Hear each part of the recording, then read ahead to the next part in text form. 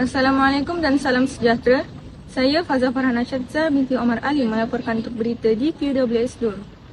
Baru-baru ini banyak kes yang melibatkan penculikan kanak-kanak. Menurut statistik Polis Diraja Malaysia (PDRM), sebanyak 4,471 kes kehilangan kanak-kanak dilaporkan dari tahun 2017 hingga September 2021. Pada 22 Mei tahun ini, seorang lelaki Myanmar ditahan selepas dipercayai cuba menculik kanak-kanak berusia 4 tahun di Batu 3 Jalan Gambang, Kuantan, Pahang. Ketika kejadian, mangsa sedang bermain di hadapan rumah manakala ibunya sedang menyiram pokok bunga di halaman. Kes ini berjaya diselesaikan dengan bantuan orang awam.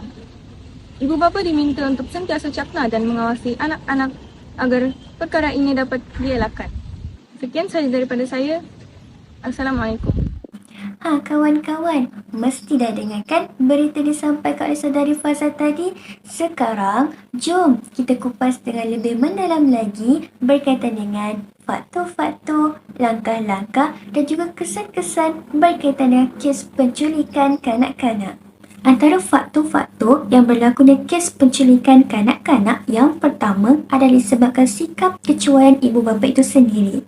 Sikap kecuaian ibu bapa yang tidak terlalu peka dan tidak mengawasi keadaan sekeliling kanak-kanak ketika berada di luar rumah. Contohnya ketika berada di taman permainan dan juga ketika berada di pusat beli belah. Ketika berada di taman permainan, ibu bapa hanya membiarkan anak-anak mereka bermain tanpa pengawasannya. Manakala ketika berada di pusat beli belah, ibu bapa terlalu leka memilih barangan yang hendak dibelinya sehingga tidak tahu ke mana anaknya pergi bersia-sia.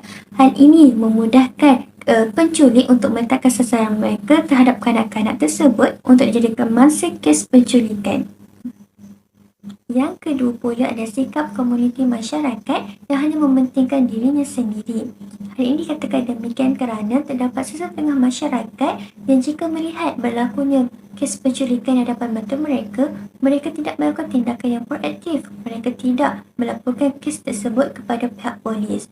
Dan jika mereka melihat seseorang budak menangis di taman permainan ataupun di pusat beli belah, mereka tidak bertanya kepada budak tersebut, kenapa kamu bernangis?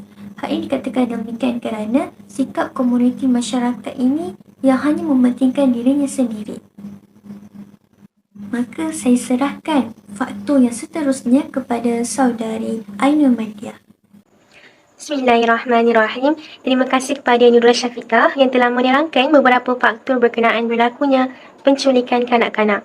Seterusnya, Ainul pula akan menerangkan faktor yang ketiga, iaitu penculik yang sanggup melakukan apa sahaja demi kepentingan diri mereka sendiri.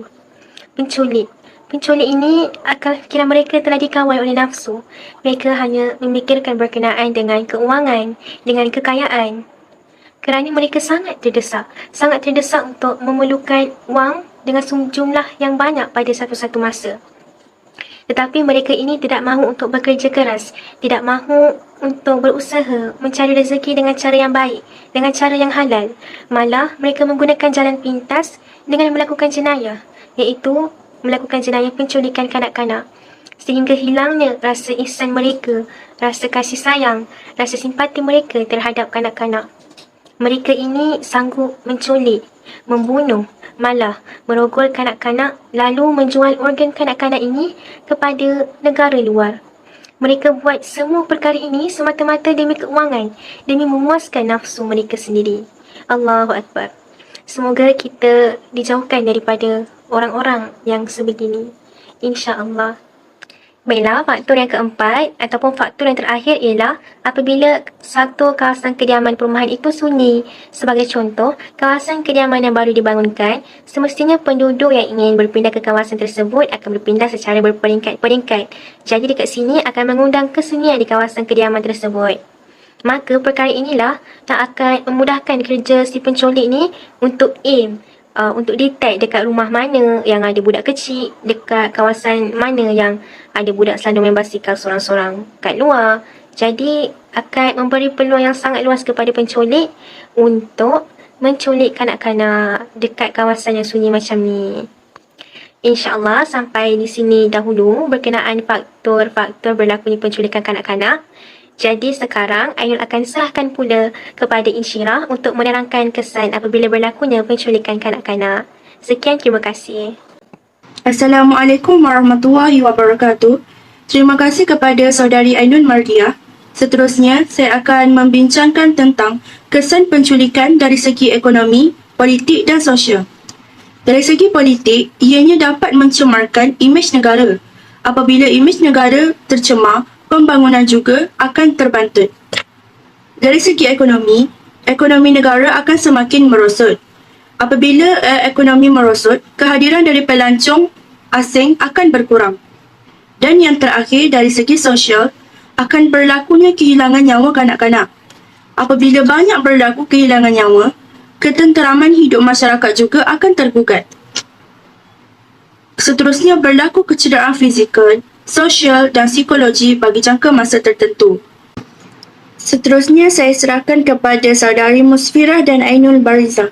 Terima kasih. Bismillahirrahmanirrahim. Terima kasih kepada Insyirah yang telah menerangkan tentang kesan yang boleh berlaku jika kes penculikan masih lagi berleluasa di dalam negara kita. Sekarang saya ingin menyambung dengan menerangkan langkah yang boleh dilakukan bagi mengelakkan kes penculikan ini berlaku. Yang pertama, dari segi peranan ibu bapa. Ibu bapa perlulah memberi pengawasan yang ketat kepada anak-anak mereka. Hal ini kerana anak-anak merupakan suatu anugerah ataupun amanah yang telah diberikan oleh Allah kepada kita untuk menjaga dan mendidik mereka dengan sebaik-baiknya. Anak-anak juga perlulah diberi pengawasan lebih supaya tidak berlaku perkara yang tidak diingini kepada mereka. Selain itu, ibu bapa juga bolehlah memakaikan alat penjejak lokasi kepada anak-anak mereka. Hal ini boleh dikaitkan dengan firman Allah Subhanahu Wa Taala yang bermaksud, janganlah kamu mencampakkan diri kamu ke dalam kebinasaan. Daripada ayat ini, kita mengetahui bahawa Allah telah menyuruh kita untuk mengelakkan atau tidak dengan saja-saja meletakkan diri kita ke dalam bahaya ataupun kemudaratan. Oleh itu, jelaslah langkah ini amat berguna bagi kita mengetahui lokasi tempat anak-anak kita dan mengelakkan sebarang jangkaan bahaya boleh berlaku kepada mereka. Baiklah, saya teruskan dengan peranan yang kedua, iaitu peranan masyarakat.